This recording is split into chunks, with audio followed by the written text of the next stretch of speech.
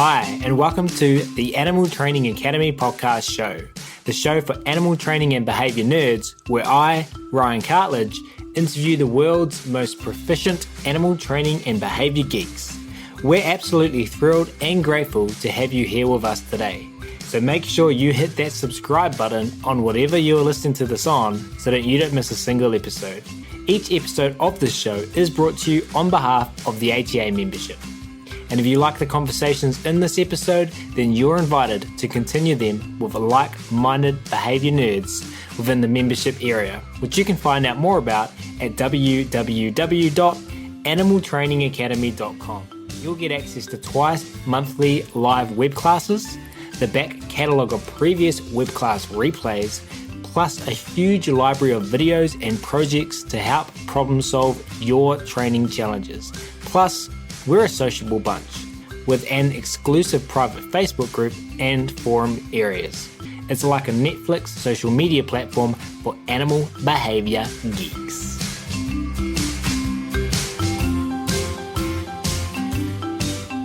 Well, we will start today's episode where we'll be talking to one Amy Schliz. When standing in front of a giraffe training partner, Amy is acutely aware of how lucky she is to have been surrounded by such amazing people and animals throughout her life. All of those people have led her to her current role, which is the Senior Animal Behaviorist for the International Centre for the Care and Conservation of Giraffes. The organisation is run by the Cheyenne Mountain Zoo and partners with Dr. Susan Friedman and the Behaviour Works team.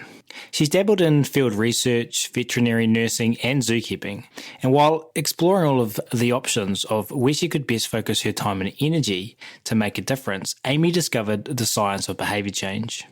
ABA has changed how Amy works with both animals and people throughout the years. She enjoys coaching training sessions, running giraffe workshops, and continuing to learn from others. So without further ado, it's my very great pleasure to welcome Amy Schliz to the show today. And I'm excited to learn from her today and for all of you to learn from her. Patiently waiting by in Cheyenne Mountain Zoo. She's sitting in her office in her uniform. She looks awesome.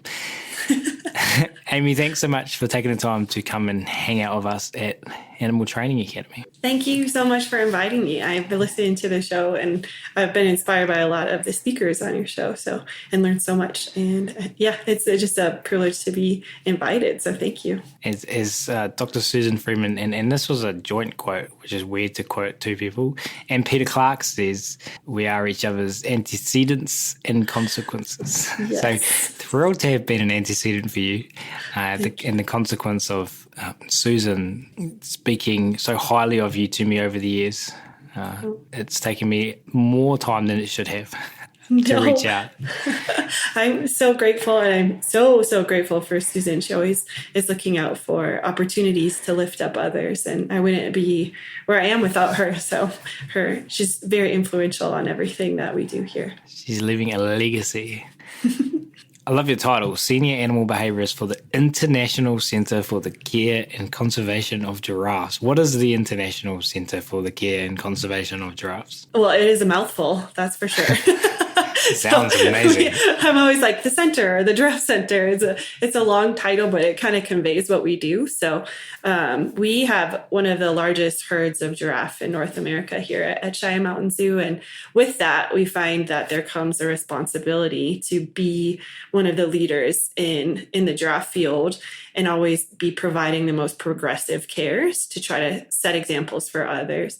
And I started here in 2013. And I had never trained a giraffe. I actually came here for the African lion program. And while the exhibits for the African lions were being built, I was in the giraffe barn. So it kind of started there. It blew up because we had just the perfect storm of people and cases involved where our veterinary team and Dr. Lisa Dodone is really forward-thinking in veterinary care. And that partnered with, Jason, the behavioral, well, he's an animal care manager, but he, works on the elephant team and is really invested in positive reinforcement, kind of said, hey, can you get this giraffe to put its foot on the block? And, I was like, I don't don't know. I had always thought, just being super honest, that giraffes were dumb. So I had trained birds and lions and tigers and, anything else. But the history of my career was always told that giraffes are just like big dumb cows. So I had never tried to work with them or train them. And we had a giraffe that had pretty overgrown feet. And Jason asked if I could try to get his foot on the block. And it took one session. And I was just yelling. It's on video. It's hilarious. It's so old. It's like from a flip phone 10 years ago. But I'm just yelling, oh my gosh, he's smart. He's so smart. So, this past history of labeling or cultural fog, as he calls it, in the field, kind of led me down a path that I wish in hindsight I could go back and change. But we changed it a lot moving forward. And, within a year, we had trained all 22 of our giraffes for front foot care, voluntary front foot care.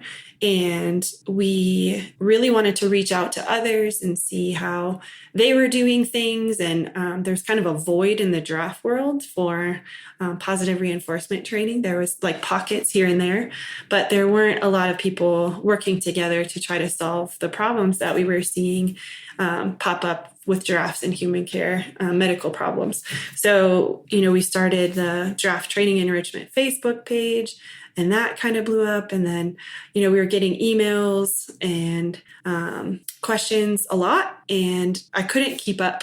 So our CEO eventually this last year, so starting in January of 2022, created positions for both Dr. Lisa and I to kind of move into this role of the International Giraffe Center.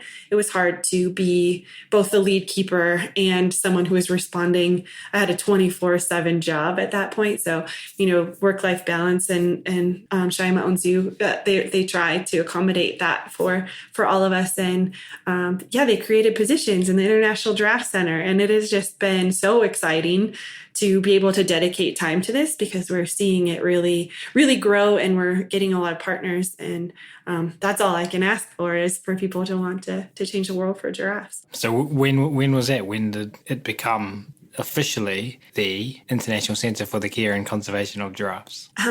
We started talking about it last year.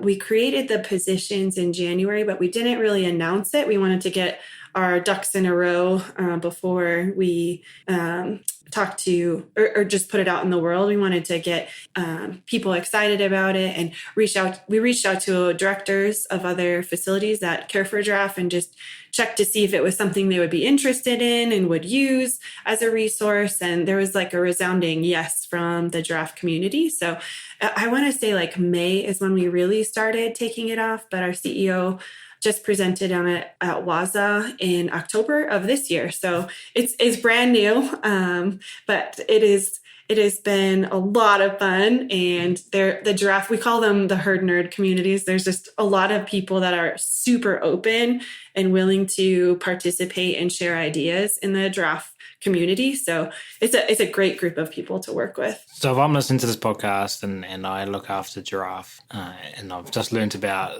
this really new, I didn't realize how new it was, ICCCG. Have you called it that before? We usually just call it the Giraffe Center. The Giraffe Center. Yeah. I've just heard about the Giraffe Center, and I want to reach out to you. What kind of support, or what kind of help, or what kind of things would I find to help me in my role as a giraffe trainer? Yeah.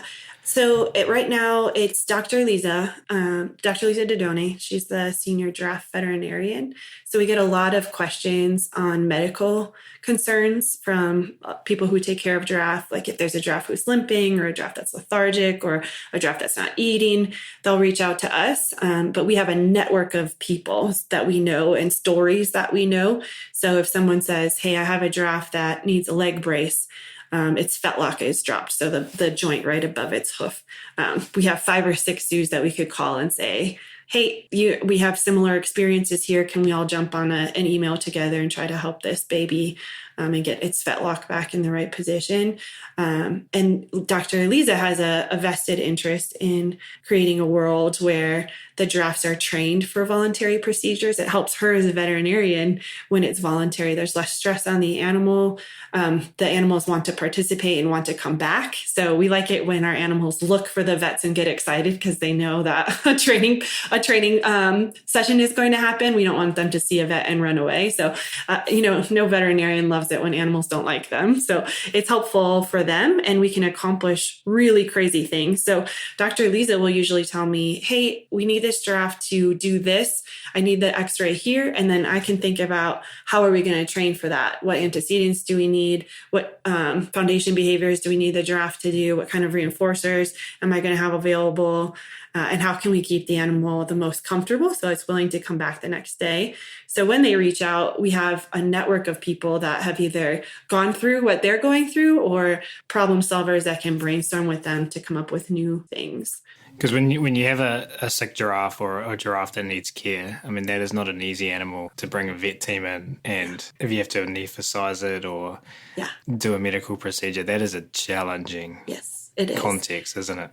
Yeah. There's a veterinarian from San Diego that said at a giraffe conference one time, the bigger they are, the longer we wait to address like some of the health problems that they have, because when you put a giraffe under anesthesia, there's a 5 to 10% mortality rate. So that's a really high number. And one of the things that we found, and some of the statistics that we found, the data out there showed that 80% of anesthesia procedures were to address hoof care.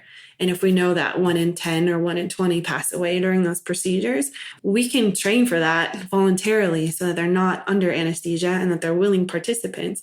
So in my dream world, every single giraffe in human care will be trained for voluntary hoof care as a preventative. We get calls where they're like, I have a 19-year-old male that's not putting weight on its foot. Can you help me train for a voluntary hoof present? Yes, I can. And we will, but it's so much better when you call when they're 6 months old and they're healthy, and we can teach them when they're not in pain, so that when they are in pain, they have the history of a lot of sessions of positive reinforcement and they're willing to participate, even if it's a little bit uncomfortable, rather than training them when they're already uncomfortable. And giraffes' hoofs, a lot of the audience here are going to be naive. I'm sticking my hand up as one of them. I've got a little experience. I've never looked after giraffes directly, but been involved in teams that do. Hoof challenges are quite common in giraffe? They are common in every captive species or species in human care that have hooves. So their hooves grow just like your fingernails grow, and they're made out of the same material. So when they grow and they're not addressed, like just imagine your fingernails growing super long. It gets a little bit harder to type, but giraffes and a lot of the species that we work with here in zoos, the way that their feet grow, it's almost like 3D. It grows, the whole thing grows from the bottom out instead of just the hoof wall, if that makes sense, the surrounding brown piece. There's a whole bottom that grows out too. And if it grows and we're not addressing it, it can fold and turn in different positions, and then puts weight in different positions on their feet and their bones. And they have these tiny little bones in their toes. Like they actually stand like what would be our fingertips is what they're standing on. That's just a lot of weight for a 2,000-pound animal. So we want to make sure that they essentially have the softest and most balanced feet that they can have. Like, when you wear an uncomfortable shoe versus a comfortable shoe, that it affects your whole body the next day. Sometimes your back hurts, sometimes your neck hurts. We don't want that kind of stuff going on with the giraffes, and we try to, train them so that we can address it that way.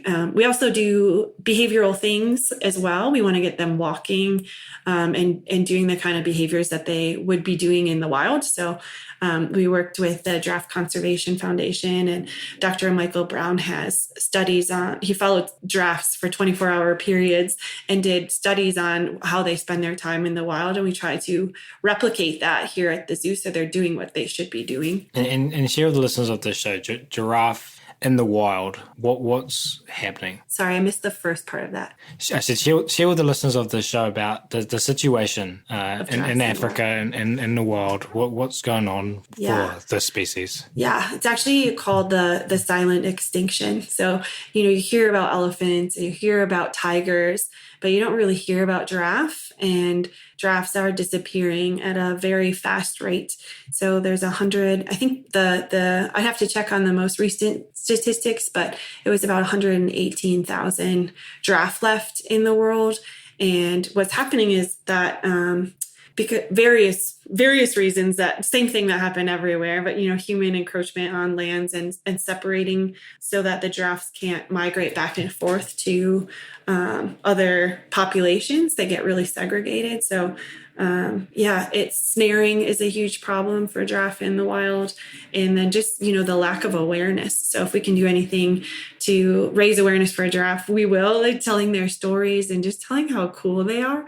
Like our 22 giraffe, they all have different personalities, just like people do. And they've evolved for 2 million years. They've been on the planet for like a really long time.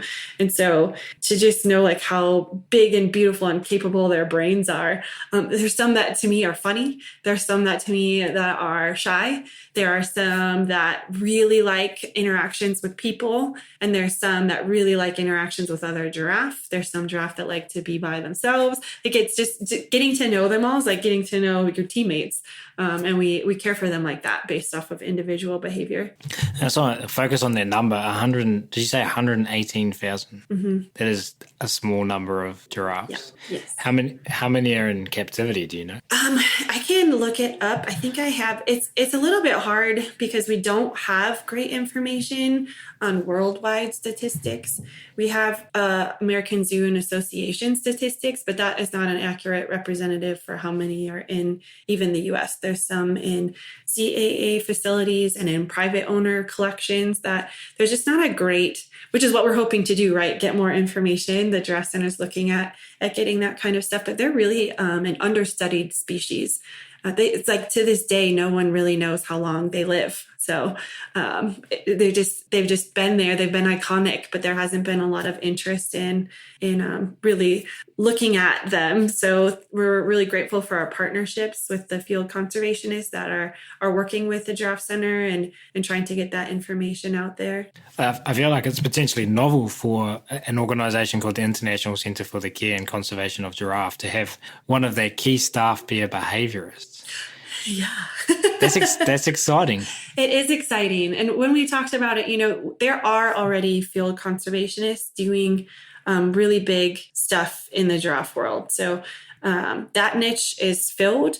But what we've seen by hosting the giraffe conservation or the giraffe care workshop, sorry, I get a little tongue tied, is that when we get keepers excited and trainers excited and they form the relationships with the giraffes, this giraffe community blows it up. Like they go nuts. So our goal is to work with keepers and trainers because it just indirectly affects conservation. They go out and they start their own conservation projects. They have awareness campaigns. They do World Giraffe Day. Our goal is to connect people, our guests here at the Cheyenne Mountain Zoo and our coworkers across the giraffe community to the animals so that they want to save them. Well, we're grateful for the work that the centre's doing, you're doing, and all the giraffe keepers and zookeepers out there doing their important work. You said you've trained some crazy things. You've accomplished some crazy things. What story sticks out for you from your giraffe training odyssey? There's so many, but I guess one of the ones that is probably the most impactful for me is a male giraffe named Mashama. So Mashama is one that I've been paired with ever since I got to the zoo. So we've known each other for 10 years and I started working with him when he was 3. So he's like one of those heart animals where you're like, this guy, he's just wonderful. And we've got a really good working relationship. And a few years ago, he came up lame on one of his feet. And because he had already been trained for a lot of different voluntary procedures. We were able to, take x-rays. We were able to put shoes on his foot. So when we found out that his foot was broken, so like, here's this animal that's 2,000 pounds, and we've got such a strong relationship that even when his leg is broken, he will voluntarily gently hand it to us so that we can take x-rays. Like that's so cool, but that's not even the coolest part of the story. So we were able to look at that. We were able to put shoes on his feet.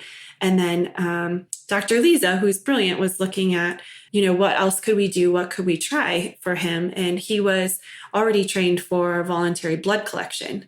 So she brought up the idea of training him for voluntary stem cell therapy. So we would have to inject cold stem cell, like it's like in a really cold solution, into his jugular vein. So we did some practice sessions with him, and we used cold saline at first. He was already, like, his blood draw behavior was established. So instead of pulling blood, we were going to put something in. We just needed to make sure that he would stand still for something cold for 3 to 5 minutes. And he did. So we were able to give him stem cell therapy. So that helps their soft tissue damage. So when, we can try to stabilize the bone, but they're compensating so much for the injury that they can get some soft tissue damage. And we went for the stem cell thrapy to try to help treat that. And how did it go? I mean, he was amazing. He was a rock star. He's done it 3 times so far. He's, thriving today. I am convinced that it made him get bigger. But Dr. Lisa, I was like, he's like a foot taller than he was before the stem cell therapy. Does this stuff make him grow? But she thinks he actually was standing straighter and is more comfortable. And that's what made him look so much taller to me. But I had to stand an extra rung higher on the ladder to ask him to hold his head still at a target position. So that was pretty crazy. That's some of the crazy stuff we've done. Some people listening to this show who care for hoofed animals are wondering about their horses, because I know that a lot of trainers out there are working with horses, getting it to a place with their hoof care that a farrier can come in and it can all be voluntary.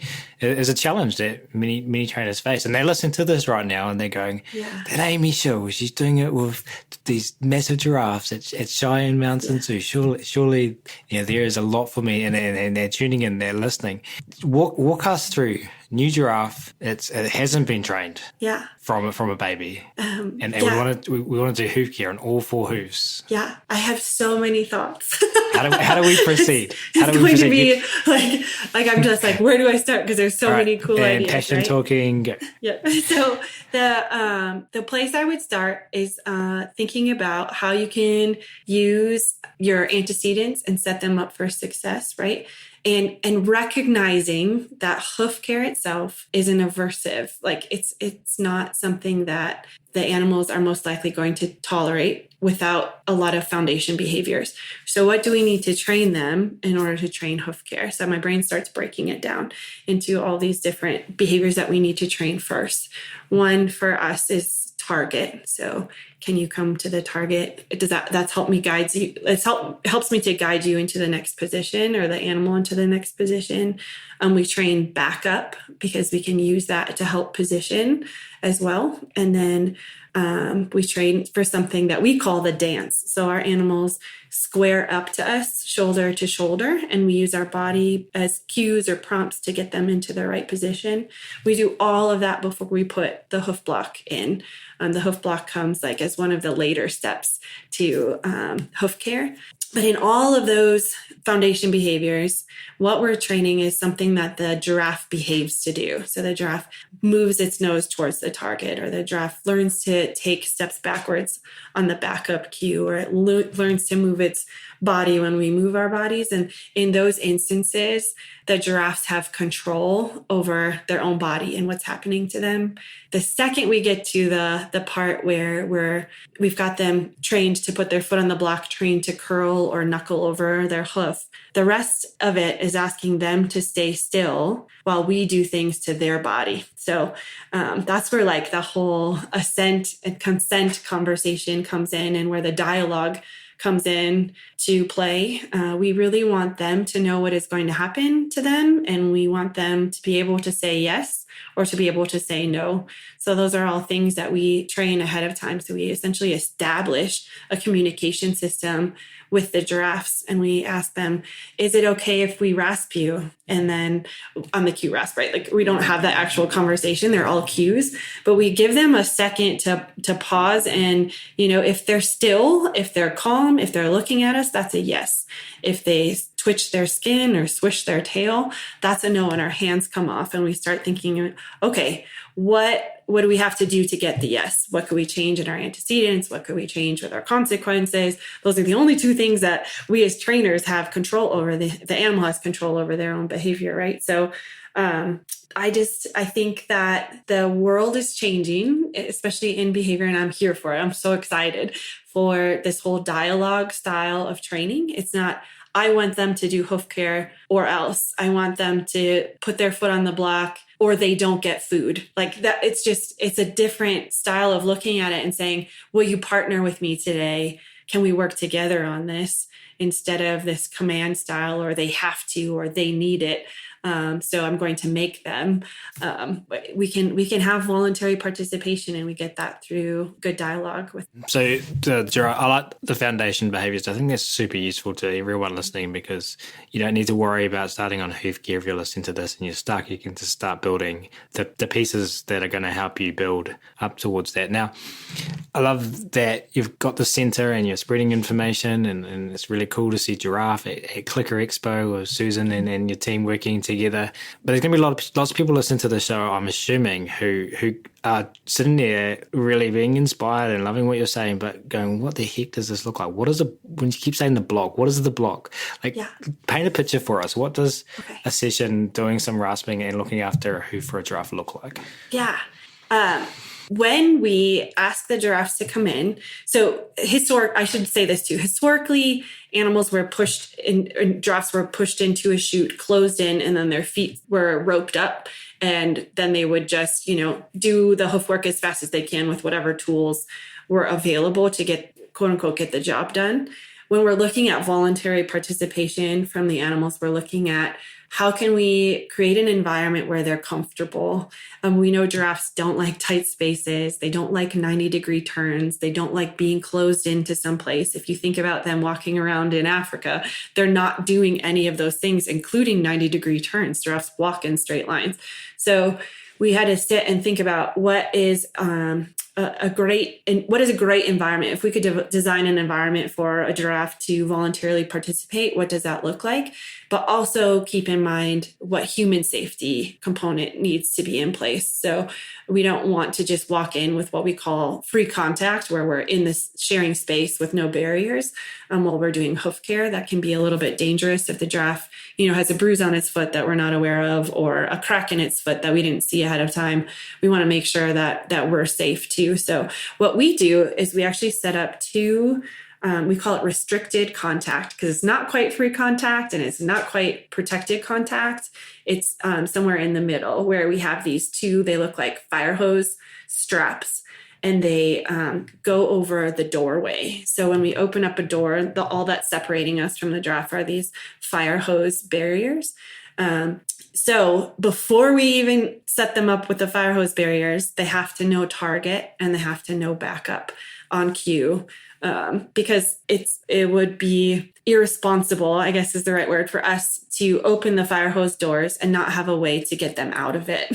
Like if they're there and they want to participate, but they don't know how to back up, that's a foundation behavior that they need to know in order to be at the fire hose. So we usually train those two things before we have this fire hose setup. But the fire hose setup allows us as trainers to move our bodies around and have them move their bodies around without them being enclosed in a tight, 4-foot chute. They have free choice to leave whenever they want to leave the session. the space where they're in has alfalfa, it has water, it sometimes has enrichment. So if they choose not to participate that day, they're not being released into this void of no other reinforcers. They have other things that they could choose to do if they didn't want to participate with us. We just need to outcompete that. So we usually save their crackers or their high value items for hoof care. The block is I want to say it's 18. It depends on the animal. We've gone through like a whole timeline and a whole rendition of probably like 17 different hoof blocks. And, they all have something individual to each of the animals. Like we experimented, the older ladies can't lift their legs as high. So their blocks are a little bit shorter. The taller ones usually seem more comfortable on a taller block. They don't have to like bend their legs in different ways, but it's essentially a square made out of wood and fire hose. That's a little bit over a foot tall, I would say, for everyone. And then if you can picture, if you were going to bend your wrist at a 90-degree angle and then have to put pressure on it, that's what we're asking them to do with their fetlock joint when I'm saying they're going to curl or knuckle over their foot. It's a little bit uncomfortable. So what we ended up seeing, we're always tracking and watching behavior, is their behavior increasing or decreasing? And what we started to see was that some of the giraffes, when their foot was bent in that angle, their behavior would decrease. So they wouldn't want to put their foot on the block. We built a ramp. We've used foam rollers. We've used rolled up towels. We've used, sand bags to try to make it a little bit more gentle for them. And that has seemed to work. They do all prefer their own kind of roller. So some of them like memory foam, some of them like pool noodles. So some of them like it to be a little bit more firm and hard. So they like the really thick like back rollers that we get off Amazon. But we ask them to curl into a position where their fetlock joint is supported. And then we have visual access to the whole bottom of their foot. And you've sent me a video, I believe, which I haven't had a chance to watch yet, but that is demonstrated, or some aspects of that. Mm-hmm. So if you, the listener, want to see that in action, we'll include that video on the write-up for this episode. Do you have a collection of other training and Cheyenne Mountain Zoo related cool things online? I don't think that they are. I mean, if you go to our Cheyenne Mountain Zoo Facebook page, there are a ton of videos of all the stuff that we do around the zoo. So yeah, that's probably the best place to look. I know they have a YouTube link as well. I just don't know the name of it off the top of my head. Does the center have its own online space right now, or is it part of? Not yet. Not yet. No. Watch this space. I mean, it's only 2 months? It's only a few months old, so we'll see. Yeah. So you said you're tracking behavior. You're seeing if behavior is increasing or decreasing. What does that look like for you guys and your team? How do you set a session up? How do you plan what you're going to do in this session? How do you review your session afterwards and provide feedback to each other? Like, what is your process at Cheyenne Mountain Zoo? We do really intense feedback. So I can't stress enough how important it is to be humble and open and, really reflect on what you're doing as a trainer. So a lot of the times we will videotape ourselves. We find that to be very helpful.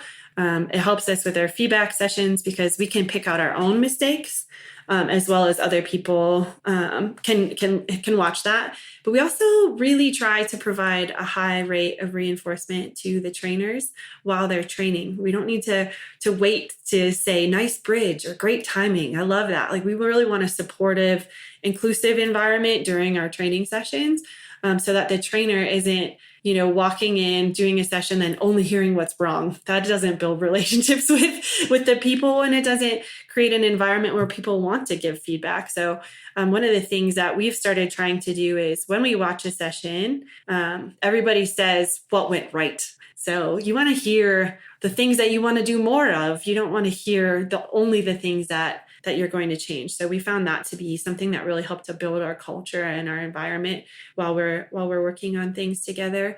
Before the sessions, we look at which individual giraffe we brought in. So we talk about how to set them up for success.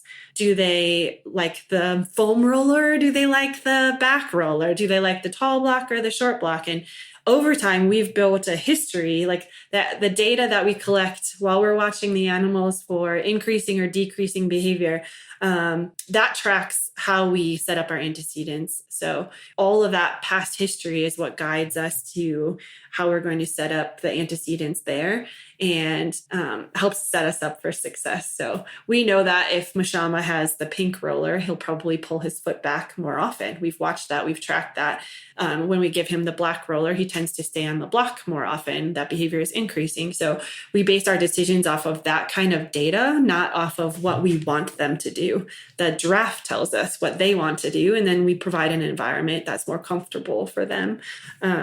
Yes, I just think like you should watch for what works, not for what you want. Like those are two very different things. Like I might want Mashama to be on the pink roller, but if he doesn't want that, then like why would I spend 10 sessions trying to get that behavior when I could just give him the black roller? Like it just makes sense to me to start watching them instead of deciding in our minds what we want. They should get a voice in that. And I feel for a lot of teams, some of these things would be some foundations to set up if you're working with giraffes in a team. Safety to provide feedback, I'm thinking, is a big one. Mm-hmm. How important for you is that when you go to work with a new team who are working with giraffe? Like, are you like, okay, I've got to start training the giraffe? Or are you like, I've got to start figuring out the dynamics of that giraffe's antecedents? Part of that is the team that are caring for this animal. Yeah, for sure. And we have a brand new team in our barn, and we have focused a lot more on setting the people up for success. So we do a lot of practice sessions outside of the training sessions where we just work on our reinforcement systems. We want people to be thinking about click first, hand move second. Where are you going to feed them? And then practicing that skill set so that when they're in front of the giraffe, they don't have to think about it. It's on autopilot for them, that they've gotten so good at their hand mechanics that they're thinking about the giraffe and they're not thinking about, oh my gosh, I need to move my hand after the click. And they're missing the information that the data in front, like the giraffe in front of them is providing. I say giraffe and data, but they're like the same thing. So yeah. Well, I love that focus on practice sessions, and I love that focus on reinforcement systems. And I'm thinking that I love practice sessions myself, and I'm thinking about learning the reinforcement system. And part of the reinforcement system, in my definition, and I appreciate everyone's got different definitions, is how the animal comes and takes the food, and then what the animal does next. Do you have people pretending to be giraffes? How do you set that up in a practice session for people? Nice. Yeah, that's like exactly what we do. So we have been, a lot of us have been taking Mary Hunter's class through Behavior Explorer on reinforcement systems. When you said reinforcement systems, my mind just like Mary Hunter came straight to mind. Nice. Yeah, Susan's always looking for opportunities for us to learn more. So when she finds new classes, we try to sign up and take them, and that's a really great one. Teaching an animal to eat is a behavior in and of itself. So when we're thinking about an animal in front of us, we don't want them trying to get the food out of our hands or pushing their nose into our buckets. We want our timing to be perfect as well. So we try to build that first now, where before we used to just same with foundation behaviors, right? Like when I first started training giraffes, I just put up the fire hose, brought a giraffe in and tried to teach it to put its foot on the block. And, after 10 years of learning, we know how we can do it better, which is the great thing about the science of behavior change, right? Whereas we're always getting feedback and then revising what we do so that we go in the next time and it's a little bit smoother and a little bit better. And over the years, we've learned new techniques like the reinforcement systems, the foundation behaviors, and practicing outside of sessions. I think before we would go in and wing it, and we're not in that business anymore. If we're trying to set the animal up for success and set the trainer up for success, and we're bought into the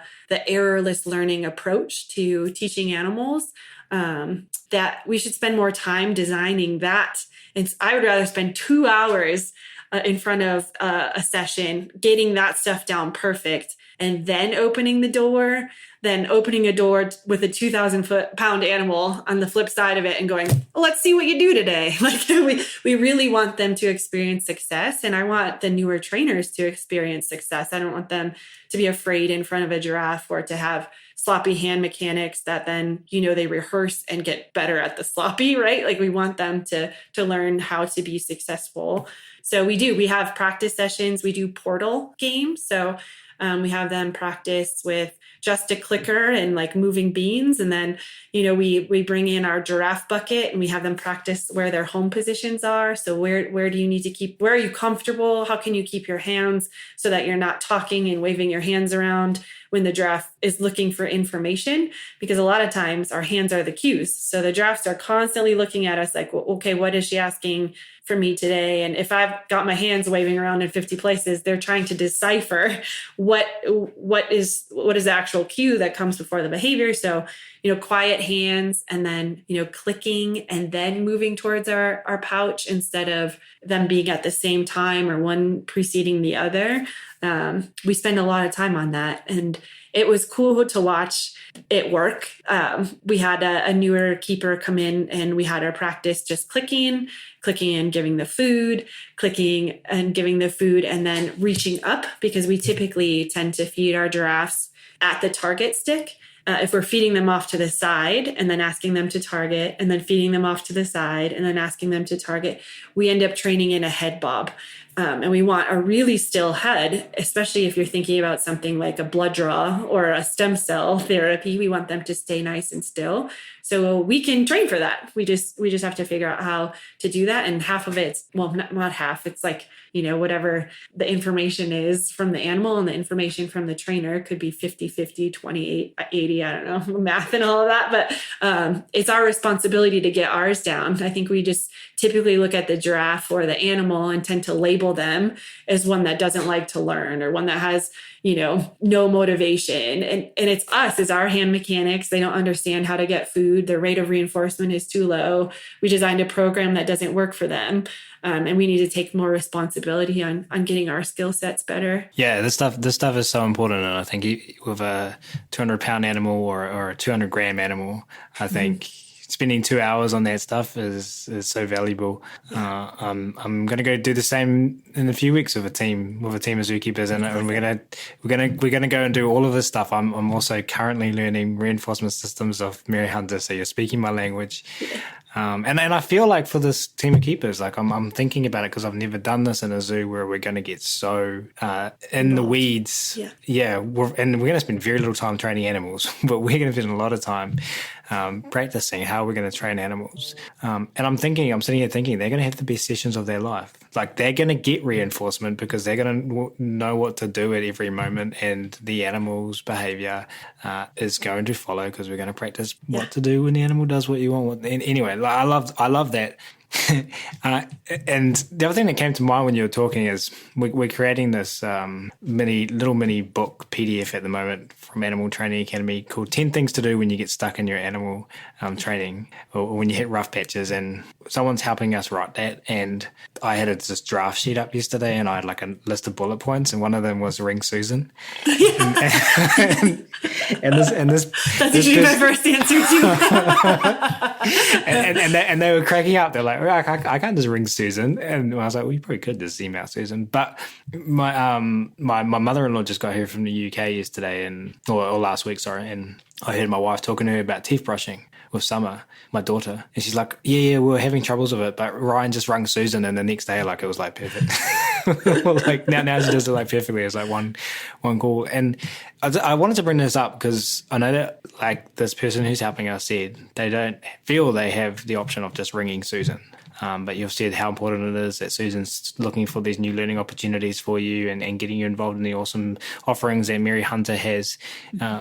And I just wanted to talk about mentors for a second, because finding good mentors, and I'll talk to Susan about this as well. Finding good mentors is hard, but so important for the giraffe keepers out there. But not only that, for the horse trainers, for the dog trainers, for the zookeepers, how important is a good support system? It's in your bio, so it's important to you. We know that. Yeah, but how important is a good mentor? And do you have any advice for those sitting there going, well, I can't just ring Susan? Yeah. I mean, I'm Rick, and you know Rick Hester. He's our curator of behavior programs here at Cheyenne Mountain Zoo. He said something like so profound. Like, you ever hear these people that just have like little nuggets and you like write them down, but they change your life, right?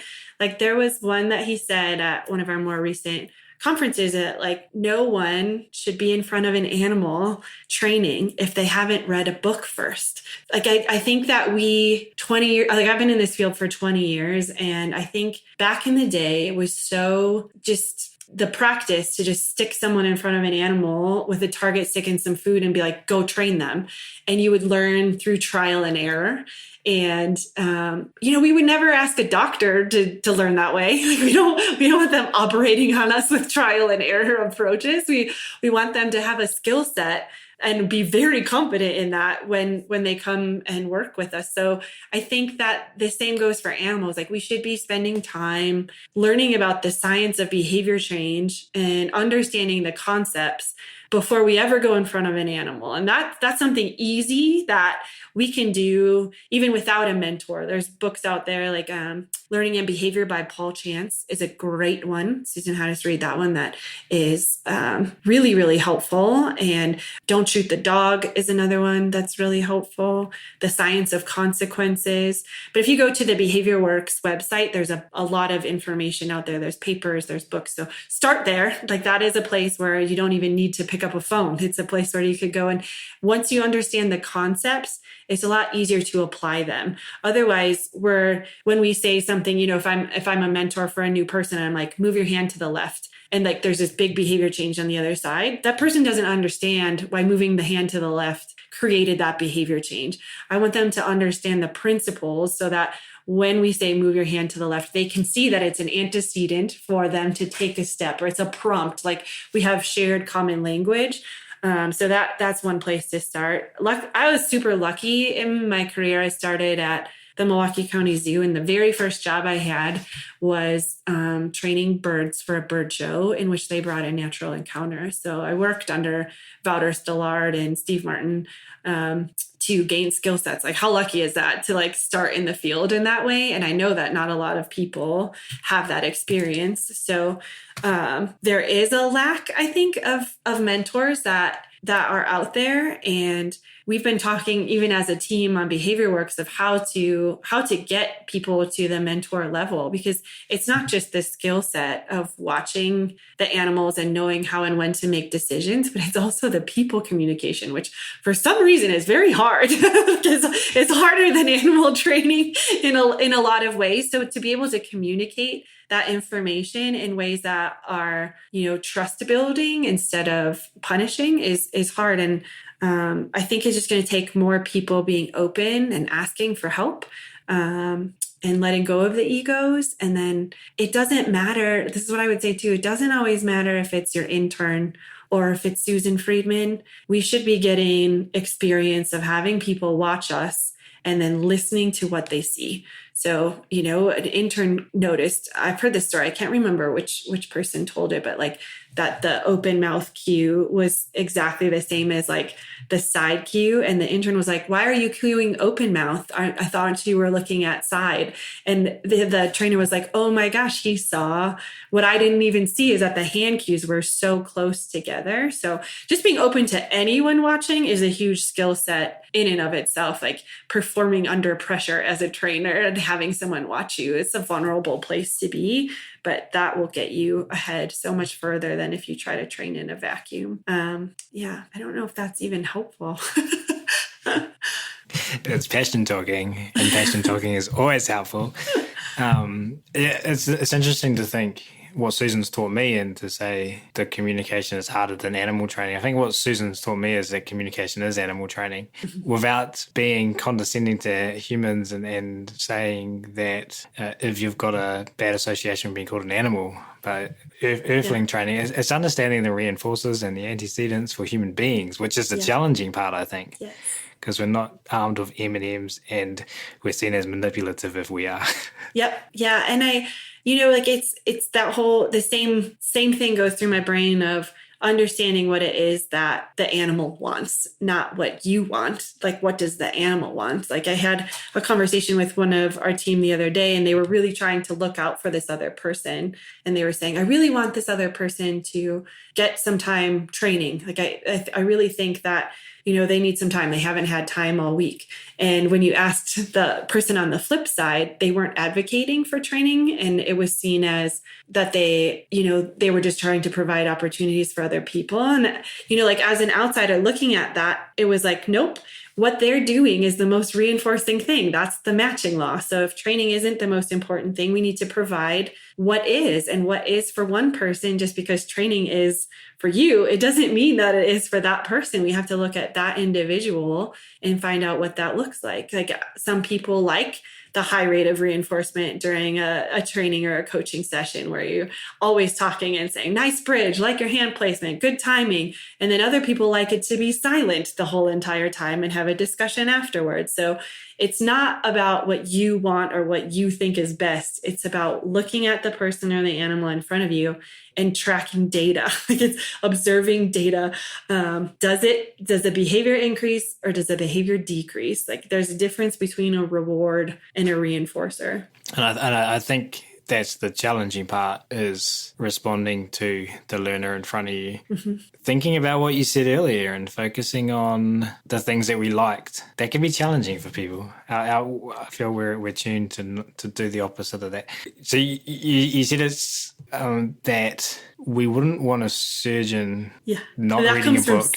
Susan, yep. I just thought there was an opportunity. It's just such a good analogy, right? And like there's a living being on the other side of your skill set. So why do we just wing it? We don't want to just wing it. We want to have information and set them up for success. And we can always advocate for using positive reinforcement in better and more humane ways.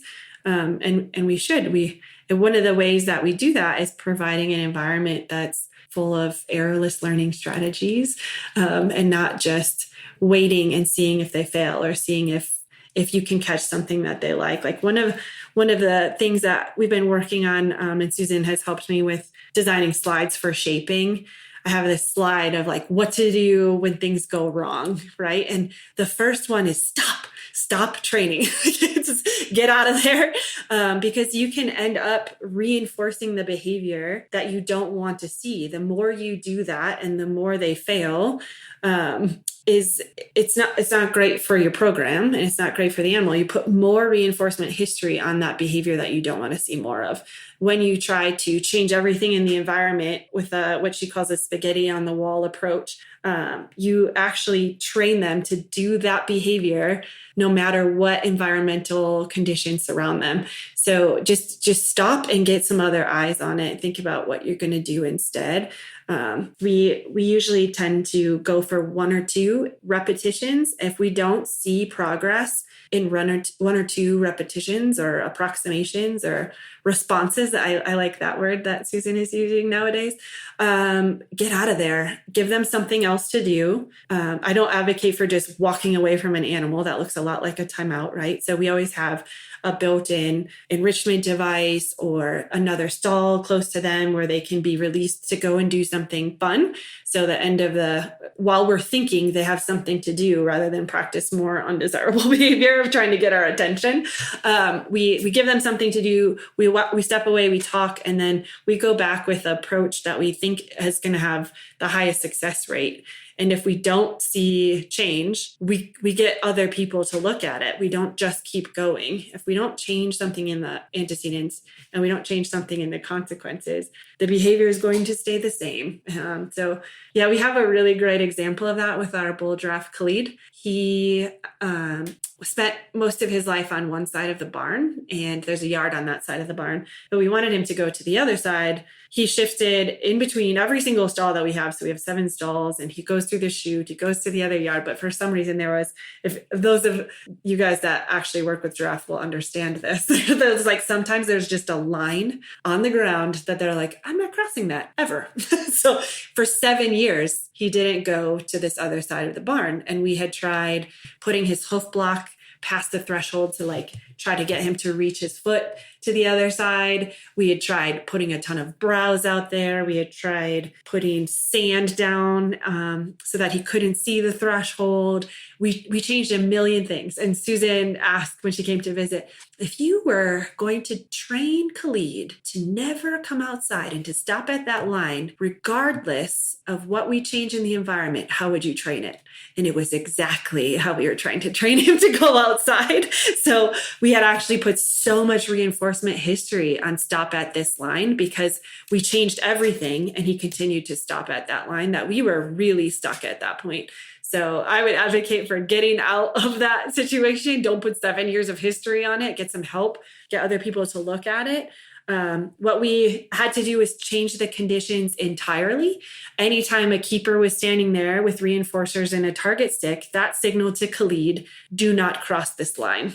So we ended up using a female that was in estrus as an antecedent. So we asked her to come out and we weren't involved, and Khalid followed her out into the yard. So he went out there, but we had to totally change because we had, no matter what, don't cross this if there's a person standing there with a bucket and a little tennis ball. So yeah, it was really interesting.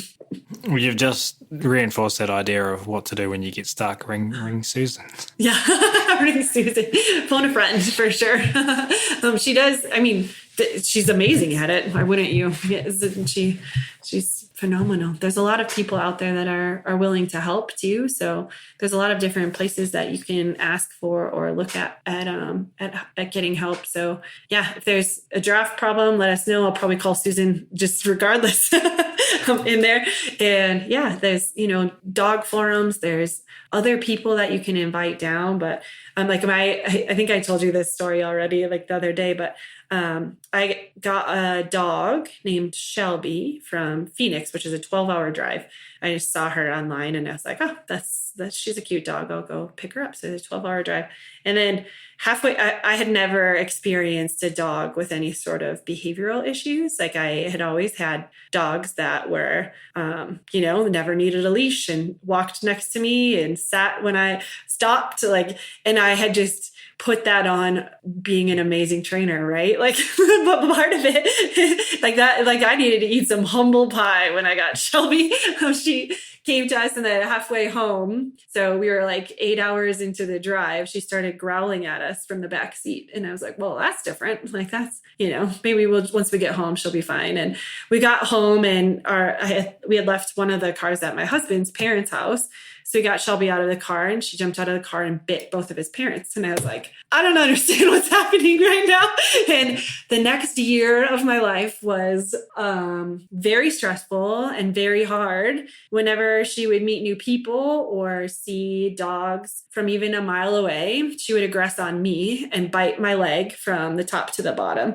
And I just was at my wit's end. And here's my title, right? Senior Animal Behaviorist. Why do I have this dog?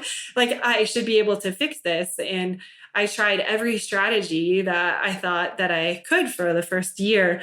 And then I ended up calling someone who does rehab pit bulls. So pit bulls that were in the dog fighting industry came to work with my Cocker Spaniel, right? And she was just as aggressive as some of those dogs. And, the fact that I had not trained foundation behaviors, the fact that I was not listening to her when she said no, I couldn't see the behaviors that precursed the biting. And I was looking at this dog trainer oh my God, that is exactly what I do for giraffes. How did I miss it on this dog? There are people out there that have been doing this stuff for years and years and years. And I just didn't have that skill set yet. So she taught it to me. In my mind, Shelby should be going for a walk every day. That's what you do with dogs. They need to go for a walk. She should like her walk. That's what I thought. Shelby had no interest in going for walks. And she was trying so hard to tell me that by biting my leg, right? And I just didn't recognize that as I don't know. It's get some other eyes on it, get some people with experience on it, because it builds your skill set too. So with Shelby, we had to teach foundation behaviors. The dog trainer was like, why are you leaving your house with this dog? She doesn't like to see people. She doesn't like to see other dogs. you need to teach her what to do when she's in those stressful situations. So we taught, I think, 7 foundation behaviors, and we practiced them in the house, and then we practiced them in the backyard where she was safe. And then once she do it in the backyard, we generalized it to the front yard. And then it was the front yard and 1 driveway away. Like, I had just been taking her for walks because dogs should go for walks. Like, that's just ridiculous. Hindsight is 2020. Yeah, well, thanks for being brave and sharing that vulnerable moment for yourself and the stressful moment. And and Shelby's lucky that she had a growth mindset orientated human to get her through that. It's such a reminder to me that we say generalizing behavior for animals can be hard. I think it's hard for us as well. To take. That dog trainer, she was so graceful. Like, she gave me so much grace. And she just said, you have spent your whole life ignoring dog behavior because no one taught it to you. So, like, the way that you grew up with dogs was a different set of conditions than how you grew up with giraffes. Like, they're different. So we just need to build your skill set. And I was like, thank you. Like, that makes sense to me. Like, I had been taught that, the dog should do what we asked them to do when we asked them to do it. And just giving Shelby a voice in how her life is, it was like hugely, I don't know what, I didn't even know what adjective to put in there, because there's nothing that's big enough for the kind of dog she is today, that we can take on a walk and she wags her tail and she looks at me for information when she sees a dog. A lot of times now she'll hear and see a dog before I do. And she's at my side looking at me like, where's my treat? So like that, it's just her lifestyle is so much different. My lifestyle is so much different. I'm not crying every day either. So yeah, I just can't advocate for people just being open enough to invite other people into their space and asking for help like that. It's just put your ego aside. It doesn't matter. We're working with living beings that need help. Yeah, we don't. It's wrong. It's wrong for people to be sat at home crying because help is out there. And I mean, no disrespect to you, because I mean, the listeners of this podcast show understand from firsthand experience what you're going through, whether they've been through it themselves or they've been through it with their clients. And so that vulnerability and that courage to ask for help, it's a learned behavior as well. You need reinforcement for that, right? And so grateful that you got it from the lady that came and offered you grace. Yeah, and it really helped our giraffe program. She's the one who introduced me to foundation behaviors, right? So it helped us take off there with our giraffes and our lions. And we were experiencing similar things with one of our lions at the time. And training Shelby helped me generalize my behavior over into this lion who was aggressing on the fence when he saw people. It was a really, really cool like dot to connect that, we're accidentally reinforcing behaviors that we don't want to see. When Shelby would bite my leg, I would back away and take her away from the dog and be like, what are you doing? So I was reinforcing the biting without even knowing that I was reinforcing it. Well, I haven't even asked you the first question, which was to take us back. Sorry, I told you I talk a lot. But we're going to have to wrap this up now for part 1. So thank you for sharing. I've learned a ton. And I'm glad that we got to do an episode focused primarily on giraffes, especially thinking back to that number, 118,000. This is important work. So thank you for sharing everything, Amy. Thank you. We're going to be joined again by Amy in our subsequent episode, where Amy is going to draw from her vast experience to build on something she mentioned today. And she's going to share 5 things you can do as a listener of the show, as a trainer, to improve your dialogue with your non-human learners or your human learners. I can't wait for part 2. For now, though, Amy, this has been, like I said, a ton of fun. Thank you so much for taking the time out of your busy schedule to hang out with us at Animal Training Academy. Thank you.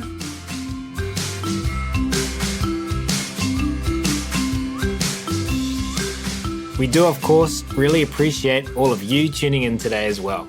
And if you have enjoyed this episode and you were interested in carrying on the conversation about working with our animals in the most positive, funnest, choice-rich ways, then as mentioned at the start of this episode, the Animal Training Academy community is waiting for you. Head on over to www.animaltrainingacademy.com and click on the membership button in the main menu to learn more about what members are describing as the Netflix social media platform for behavior geeks. That's it for this episode though. We're going to wrap it up there. Thanks again so much everyone for listening. You'll hear from us again soon.